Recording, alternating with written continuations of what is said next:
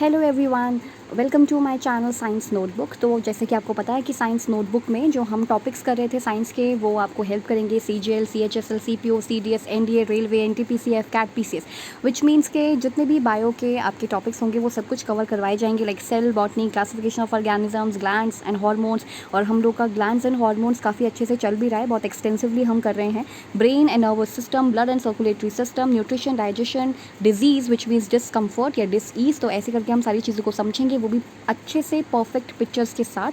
And skeletal system, respiration, excretion, ये सारे ही topic extensively cover करेंगे। इसके अलावा 6th class to 10th class के जितने भी टॉपिक्स होंगे बायो से रिलेटेड, वो सारे कवर करवाए जाएंगे। सो यही है साइंस नोटबुक, आपके लिए ये सारी चीज़ें लेकर के आया है।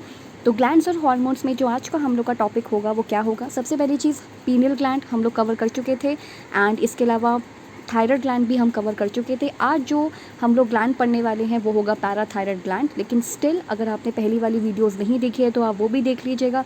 वो इसलिए क्योंकि ये सारी चीज़ें आपस में लिंक होती हैं। आपको अच्छे से सारा इंट्रोडक्शन वगैरह सब कुछ पहले वीडियो में बताया जा चुका है। तो ये 4th पार्ट होने वाला है एक तरीके से। तो आप पहले की जो पिछली वीडियोज़ है उसको ज़रूर से ज़रूर देख लेना। तो लास्ट क्लास में जैसे कि आप जानते हो कि हमने थायराइड ग्लैंड को स्टडी कर लिया था। थायराइड ग्लैंड में एक चीज़ और थी जो मुझे बतानी थी कि थायराइड ग्लैंड जो है वो कैल्सिटोनिन रिलीज़ करता है, राइट। अब एक चीज़ है यहाँ पे लिखा हुआ है decrease calcium level in blood. तो ये वाली लाइन ना समझ नहीं आई थी। तो यहाँ पे लिखा हुआ है कि decrease calcium level in blood का मतलब ये है कि आपके ब्लड में कैल्शियम लेवल डिक्रीज़ करने का मतलब ये है कि ब्लड से आप कैल्शियम को कम करके बोन्स को दे रहे हो, तभी तो आपके ब्लड में कैल्शियम कम होगा, राइट। जब आपने खाना वगैरह खाया उसके बाद एब्जॉर्प्शन हुआ, मतलब ब्लड में सारे न्यूट्रिएंट्स मिल गए, तो ब्लड अपने पास रखेगा थोड़ी ना कैल्शियम को, वो तो सीधा बोन्स को दे देगा। तो वही चीज़ है कि ब्लड में कैल्शियम लेवल को कम करने का मतलब ये है कि उसको ले जाकर के बोन्स को दे देना, जो काम कैल्सिटोनिन करता है। तो यहाँ पे कुछ प्रॉब्लम वगैरह आ रही थी तो मैंने सोचा इसे क्लियर कर देती हूँ। इसके अलावा ये डिज़ीज़ के बारे में था, लाइक हाइपोथायराइडिज्म के बारे में। ये हमने समझा कि जब अगर थायरॉक्सिन जो है वो कम निकले तो क्या होगा, थायरॉक्सिन ज़्यादा निकले तो क्या होगा, ये सारी चीज़ें हम डिस्कस कर चुके हैं। और इसके अलावा आपने ये सब चीज़ें खानी होती है। अब हम जो टॉपिक पढ़ने जा रहे हैं वो है पैराथायराइड ग्लैंड। अब ये पैराथायराइड ग्लैंड क्या है ये हम इसको समझते हैं। तो सबसे इम्पॉर्टेंट चीज़ है कि हम लोगों ने पढ़ा था कि जो थायराइड ग्लैंड होता है, क्योंकि उसी से रिलेटेड है, तो जो थायराइड ग्लैंड होता है उसके बारे में हमने पढ़ा था कि ये H शेप का होता है, या फिर हम इसे कह दें ये बटरफ्लाई शेप का दिखाई पड़ता है, ठीक है। अब इस थायराइड ग्लैंड के पीछे की साइड में, थायराइड ग्लैंड के बैक साइड में ये 4 आपको छोटे छोटे से ये दिखाई देंगे। इसी को हम कहते हैं पैराथायराइड ग्लैंड, राइट। ये जो आपको छोटे छोटे जेम लाइक स्ट्रक्चर दिखाई दे रहा है इसी को हम पैराथायराइड ग्लैंड कहेंगे। सो यहाँ लिखा है behind the 4 corners of thyroid. अगर आपसे लोकेशन पूछ लिया जाए, मान लीजिए कि पैराथायराइड ग्लैंड का लोकेशन कहाँ है, क्योंकि अब आप ये देखो, आपको यहाँ पे दिखाई नहीं दे रहा होगा, आपको यहाँ पे पैराथायराइड ग्लैंड नहीं दिखाई दे रहा, क्योंकि ये बटरफ्लाई शेप या H शेप के चारों कोनों के पीछे की तरफ है। ये इसके बैक साइड में, यानी कि इसके बैक साइड में ये इस तरीके से लगे होंगे, पर बैक साइड में लगे होंगे, इसलिए यहाँ पे पिक्चर में हमको दिखाई नहीं दे रहा है। तो यही आपको समझना है कि कहाँ होता है। अगर आपसे लोकेशन पूछ लिया जाए पैराथायराइड ग्लैंड का, तो ये थायराइड ग्लैंड के पीछे होता है, यानी कि behind the 4 corners of thyroid, right. अब यहाँ से जो हार्मोन निकलता है उसे हम कहते हैं PTH, दैट इज़ पैराथॉर्मोन। इसको हम पैराथॉर्मोन कहते हैं, जिसे हम PTH कह सकते हैं, तो हम इसको PTH ही बोलेंगे। इसके अलावा it was discovered by a scientist named Collip. तो अब हुआ क्या था कि साइंटिस्ट जो थे उस टाइम पे बहुत ज़्यादा स्टडी वगैरह करते थे। इसके लिए एक बहुत अच्छा वर्ड है मेरे पास, यूरेका। हाँ, हम लोग इंग्लिश का जो वोकैब है वो भी हम शुरू करेंगे। तो यूरेका का मतलब होता है कुछ अनएक्सपेक्टेडली कुछ चीज़ मिल जाना, राइट। क्योंकि अब आप लोग SSC वगैरह इन सब के स्टूडेंट हो, और अगर आप ये चैनल देख रहे हो, आप ये वीडियो देख रहे हो, तो सीधी सी बात है आप किसी ना किसी चीज़ की तैयारी तो कर ही रहे होंगे, तो उसमें इंग्लिश तो आता ही होगा। तो यूरेका एक बहुत अच्छा वर्ड है जिसका मतलब होता है अनएक्सपेक्टेडली, एक अनएक्सपेक्टेड मोमेंट, या फिर हम इसे कह सकते हैं सेरेंडिपिटी। सेरेंडिपिटी बेसिकली हम लोग यूज़ कर सकते हैं साइंटिफिक कम्युनिटी के लिए, और वो साइंटिफिक कम्युनिटी जिन्हें गलती से, मिस्टेकनली, एक्सीडेंटली कुछ मिल गया हो तो उसे हम सेरेंडिपिटी कहते हैं। तो ये बहुत अच्छा एक वर्ड है, तो आप इसको भी पढ़ सकते हो, आपके आगे जितने भी जो भी एग्ज़ाम्स होंगे उसमें काम आ सकता है। सो अब क्या हुआ कि कॉलिप जो थे, कॉलिप्स हार्मोन इसे हम कहते हैं क्योंकि एक साइंटिस्ट थे जिनका नाम था कॉलिप, उन्होंने ये हार्मोन डिस्कवर किया, तो इसलिए इसका नाम पड़ गया कॉलिप्स हार्मोन। तो यहाँ से क्वेश्चन पूछा जाता है कि which hormone is known as Collip hormone. तो कॉलिप्स हार्मोन क्या है? आपका पैराथायरॉयड ग्लैंड से निकलने वाला पीटीएच ही आपका कॉलिप्स हार्मोन है। अब जैसे कि हमने पीनियल ग्लैंड से निकलने वाले सारे हार्मोन्स के फंक्शंस पढ़े, थायराइड ग्लैंड से निकलने वाले हार्मोन के सारे फंक्शंस पढ़े, थायराइड ग्लैंड से निकलने वाले सारे हार्मोन्स के सारे फंक्शंस पढ़े, तो वैसे ही हम लोग अब पैराथायरॉयड ग्लैंड से निकलने वाले सारे हार्मोन्स के फंक्शंस को स्टडी करेंगे। तो हमें समझ में आया कि पैराथायरॉयड से निकलता है PTH hormone, that is parathormone. अब ये क्या करता है? ये काउंटरैक्ट करता है कैल्सीटोनिन को। यहाँ से चीज़ें ध्यान से समझना। पिछली क्लास को आप रिवाइज़ करिए थोड़ा, पिछली क्लास में थोड़ा रिकैप में जाइए। मैंने क्या बताया था कि जो कैल्सीटोनिन होता है उसका काम क्या होता है? जो कैल्सीटोनिन होता है वो क्या काम करता है? वो ब्लड से कैल्शियम को कम करके बोन्स में पहुंचाने का काम करता है। ये बोन्स में दे देता है, किसको? कैल्शियम को बोन्स में देता है ब्लड से। तो ब्लड से बोन्स में ले जाने का काम कौन करता है? कैल्सीटोनिन। लेकिन जब ये कैल्सीटोनिन से काउंटरएक्ट कर रहा है, यानी कि उसके विरोध में, उसके अगेंस्ट काम कर रहा है, तो ये क्या करेगा? बोन से कैल्शियम को लेकर के ब्लड में दे देगा। क्योंकि देखो, सारा ही जो कैल्शियम है वो उसकी ज़रूरत बोन्स को नहीं है, सीधी बात है। सारा कैल्शियम आपके बोन्स को नहीं चाहिए। तो जो एक्स्ट्रा कैल्शियम होता है ना, जो बच जाता है, वो कैल्शियम वापस से ब्लड में आ जाता है। तो ये लाने का काम कौन करता है? ये लाने का काम करता है पीटीएच हार्मोन, राइट। तो यहाँ पर हम लोग अब देख लेते हैं सारी चीज़ें। ये नोट्स अगर आप अपनी कॉपी में नोट करके रखिए, बहुत अच्छी स्लाइड्स हैं और पिक्चर्स के साथ काफ़ी अच्छे से मैंने ये सारी बहुत मेहनत करी है, तो आप इसको समझिए, पढ़िए अच्छे से, ठीक है। अब यहाँ लिखा है तो काउंटरैक्ट कैल्सीटोनिन, कैल्सीटोनिन को काउंटरैक्ट करता है। ये क्या करता है? बोन्स में जो कैल्शियम बच गया है या जो एक्स्ट्रा कैल्शियम है उसको ये ब्लड में डाल देता है वापस। इसलिए calcium from bones to blood हम कह सकते हैं। तो पीटीएच, जो कैल्शियम हमने कैल्सीटोनिन ने ब्लड से बोन्स को दिया था, वो बोन्स में एक्स्ट्रा हो गया, तो उस एक्स्ट्रा कैल्शियम को हमने वापस ब्लड में भेज दिया। तो ये भेजने का काम कौन कर रहा है? पीटीएच हार्मोन कर रहा है। इसका रीज़न देख लेते हैं। रीज़न क्या है? तो यहाँ लिखा है रीज़न, नॉट ऑल कैल्शियम, सारा ही कैल्शियम इज़ रिक्वायर्ड। मतलब नॉट ऑल कैल्शियम मतलब ऐसा नहीं कि सारा ही कैल्शियम जो है वो रिक्वायर्ड कर लिया जाता है हमारे बोन्स के थ्रू। मतलब सारा ही कैल्शियम की रिक्वायरमेंट हमारे बोन्स में नहीं है। Some amount of calcium is required in blood as well. कुछ अमाउंट ऑफ कैल्शियम जो है उसको ब्लड में भी चाहिए। क्यों चाहिए? ताकि हम अपनी मसल को मूव कर सकें, ताकि हम अपने जो ब्लड क्लॉटिंग होते हैं ना, उसमें ये हेल्प करता है। ब्लड क्लॉटिंग क्या होती है कि जैसे मान लो ये आपका हाथ है, यहाँ पे थोड़ी सी चोट लग गई है आपको, तो ब्लड जो है वो बह रहा है, राइट। ब्लड जो है वो फ्लो कर रहा है, यहाँ से ऐसे ऐसे ब्लड फ्लो कर रहा है। लेकिन कुछ टाइम के बाद आप देखोगे कि ब्लड जो है वो फ्लो करना बंद हो जाएगा और इसके ऊपर एक शीट जैसा स्ट्रक्चर आ जाएगा, एक शीट जैसा स्ट्रक्चर, उसे हम ब्लड क्लॉटिंग कहते हैं कि जो खून है वो बहना बंद हो गया है, यानी कि फ्लो होना बंद हो गया है। तो ये कौन काम करता है? ये भी इसके लिए हमें कुछ अमाउंट ऑफ कैल्शियम की ज़रूरत होती है। बाकी तो हम ब्लड वाले चैप्टर में जब आएंगे ना, तब हम इस चीज़ को अच्छे से देखेंगे। तो यहाँ पर सिर्फ ये कह रहा है कि यहाँ पे इन सब चीज़ों की ज़रूरत होती है। तो ये कुछ amount of calcium is required for blood clotting as well. तो यही चीज़ मुझे आपको बतानी थी। इसके अलावा अब आगे चलते हैं। यहाँ लिखा हुआ है, यहाँ जैसे लिखा है extra calcium from bones to blood, तो वही चीज़ लिखिए कि ये एक्स्ट्रा जो कैल्शियम होता है उसको ये बोन्स से ब्लड में भेज देता है। मतलब जितना बोन्स रिक्वायर्ड कर लेता है, जितना कैल्शियम बोन्स को चाहिए उतना तो उसको मिल जाता है, लेकिन बाकी वो ब्लड में वापस कर देता है।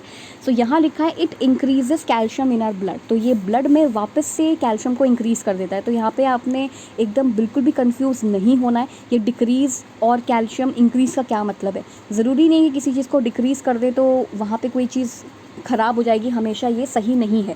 अगर किसी जगह पे डिक्रीज़ हो रहा है तो किसी जगह पे इंक्रीज़ भी तो हो रहा है। तो ये जो पैराथॉर्मोन होता है ये क्या करता है? पैराथॉर्मोन इंक्रीज़ कर देता है कैल्शियम को हमारे ब्लड में, क्योंकि जो बोन से एक्स्ट्रा कैल्शियम जो बच गया है वो ब्लड में चला जाता है, क्योंकि हमें मसल मूव करनी होती है और ब्लड क्लॉटिंग करवानी होती है। Then it helps in formation of bones, और ये सबसे ज़्यादा इंपॉर्टेंट टॉपिक है कि ये बोन्स के फॉर्मेशन में कैसे हेल्प करता है। तो देखो यहाँ पर एक चीज़ आपको समझनी पड़ेगी कि हमारे बोन्स के लिए ना, हमारे बोन्स के लिए दो मिनरल, आप ध्यान रखिएगा इस बात को, मैं मिनरल की बात कर रही हूँ। जब मैं मिनरल की बात कर रही हूँ यानी कि खनिज की बात कर रही हूँ, तो बोन्स को कौन से दो खनिजों या मिनरल्स की ज़रूरत पड़ती है? तो वो कैल्शियम होता है और एक होता है फॉस्फोरस।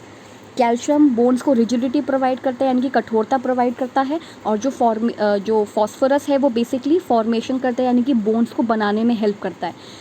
तो यहाँ पे लिखा हुआ है कि ये क्या करता है?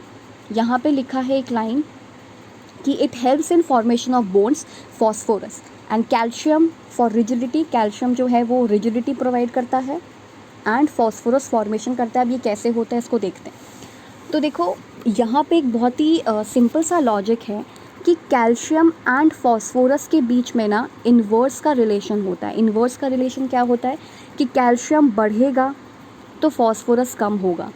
अगर बोन्स में कैल्शियम बढ़ा तो फॉस्फोरस कम हो जाएगा, यानी कि कैल्शियम जो है वो बोन्स को रिजिडिटी प्रोवाइड करेगा, लेकिन कैल्शियम अगर जैसे ही कम होता है तो फॉस्फोरस बढ़ के बोन्स का फॉर्मेशन करता है। तो ये इनके बीच में इन्वर्स का रिलेशन है। दोनों ही जो मिनरल्स है वो बहुत ज़्यादा इंपॉर्टेंट है। किसके लिए? ध्यान रखिएगा, मैं बार बार मिनरल्स बोल रही हूँ, दैट मीन्स कि वो मिनरल्स जो बोन्स के लिए हेल्पफुल हों। तो वो कौन से मिनरल्स होते हैं? That will be calcium and phosphorus. But अगर मैं पूछूँ कौन से दो हॉर्मोन्स है which are responsible for bone formation and provide rigidity, अगर मैं हार्मोन की बात करूँ तो hormone will be parathormone and calcitonin. ठीक है, इस चीज़ को आपने बहुत अच्छे से याद रखना है।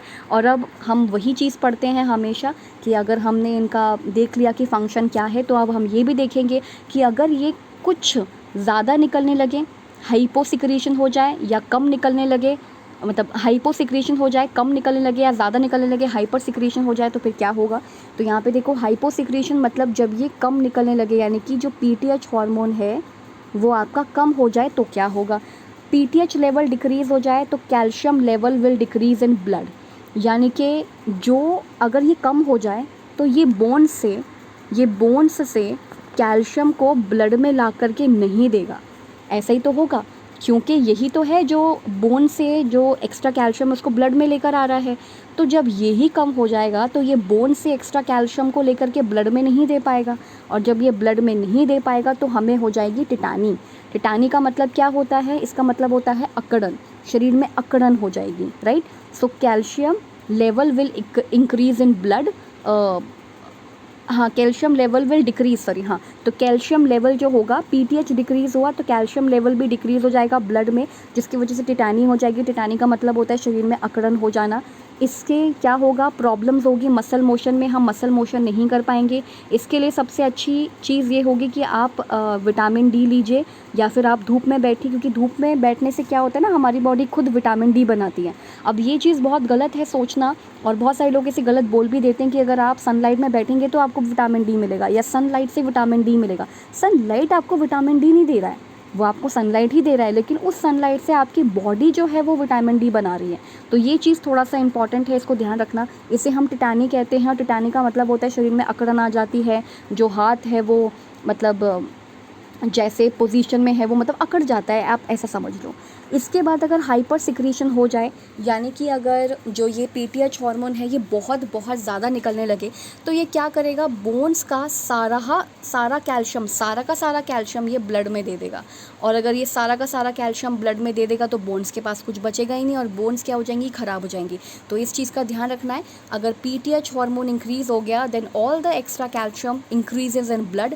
पहली बात तो ब्लड में सारा कैल्शियम आ जाएगा, जिसकी वजह से हमें पथरी हो सकती है। इसका मतलब स्टोन हो सकता है।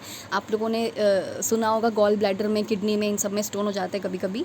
तो अगर आपके बॉडी में, आपके ब्लड में कैल्शियम बहुत ज़्यादा हो जाएगा तो स्टोन का फॉर्मेशन हो जाएगा, राइट। इसके अलावा आपके बोन्स पर भी इफेक्ट पड़ेगा, और जो बोन्स पे इफेक्ट पड़ेगा उसमें से सारा कैल्शियम जब निकल जाएगा तो बोन्स में रिजिडिटी रहेगी क्या? नहीं रहेगी, क्योंकि कैल्शियम का काम तो रिजिडिटी प्रोवाइड करना है। तो आपके बोन्स में रिजिडिटी नहीं रहेगी, राइट। तो यहाँ से हो जाएगा आपको ऑस्टियोपोरोसिस एंड ऑस्टियोमेलासिस। ऑस्टियोपोरोसिस का मतलब होता है pores formation in your bones. Pores formation होने लगते हैं, यानी कि पोर्स बनने लगते हैं, छोटे छोटे छेद होने लगते हैं। एंड ऑस्टियोमेलासिस का मतलब है कि हड्डी सॉफ्ट होकर टूटने लगती है, क्योंकि उसमें रिजिडिटी तो है नहीं। तो ये चीज़ है। और दूसरा जो स्टोन फॉर्मेशन हो जाता है उसे हम कैल्शियम ऑक्सीलेट भी कह देते हैं, यानी कि कैल्शियम के छोटे छोटे टुकड़े जिसको हम कह देते हैं। इससे हम रिलेट कर सकते हैं। देन आप कुछ फ़ोटोज़ दिखा देती हूँ मैं। This is osteoporosis. तो देखो ये जो लेडी हैं ओल्ड लेडी जो हैं वो, या जो सीनियर लेडी हैं, ये कैसे झुक के चल रही हैं, इनकी हड्डी जो देखो कैसे झुक गई है, लेकिन यहाँ पर ये थोड़ा हद तक सीधी खड़ी हैं। तो दिस इज़ ऑस्टियोपोरोसिस। इसको ठीक करने के लिए आपको मिल्क का सोर्स लेना चाहिए, विच मीन्स आपको कैल्शियम अच्छा खासा लेना चाहिए, और भी बहुत सारी चीज़ें होती हैं आप ले सकते हो। ऑस्टियोपोरोसिस में आप देख सकते हो क्या हो रहा है, ये आपका हेल्दी बोन है और ये आपका हेल्दी बोन नहीं है। इसमें देखो पोर्स का फॉर्मेशन हो रहा है। अगर मैं आपको दिखाऊं तो ये देखो, ये पोर्स का फॉर्मेशन हो रहा है, यहाँ पे ये छोटे छोटे जो छेद हैं वो बन रहे हैं, तो इसमें पोर्स फॉर्मेशन हो रही है। इस चीज़ का ध्यान रखना है आपने कि ऐसा हो जाता है। इसके अलावा ये वाली फ़ोटो अगर देखें तो ये एक हेल्दी बोन है, ये एक ऑस्टियोपोरोसिस वाली बोन है जिसमें पोर्स का फॉर्मेशन हो रहा है। तो ये चीज़ें आपने जो है वो ध्यान रखनी है कि किससे क्या क्या आपके प्रॉब्लम्स हो रही है। अगर ज़्यादा निकलने लगे तो क्या होगा, कम निकले तो क्या होगा, ये चीज़ थोड़ा सा ध्यान रखना है। तो सारे ही टॉपिक्स सारे ही क्वेश्चंस होंगे प्रीवियस ईयर जब आप लगाओगे तो वो भी बहुत अच्छे से हो जाएंगे। सो यही था आज के क्लास में, मतलब यही था आज हमने बेसिक लेवल पे देखा जाए तो सारा कुछ लाइक पीनियल बॉडी हो गया, और जितना भी पीनियल बॉडी एंड जो भी ये थायराइड ग्लैंड और पैराथायराइड ये सब कर लिया है। सो आप अपनी मर्ज़ी से ये सारी चीज़ें कर सकते हैं। So keep learning and keep discerning. Thank you.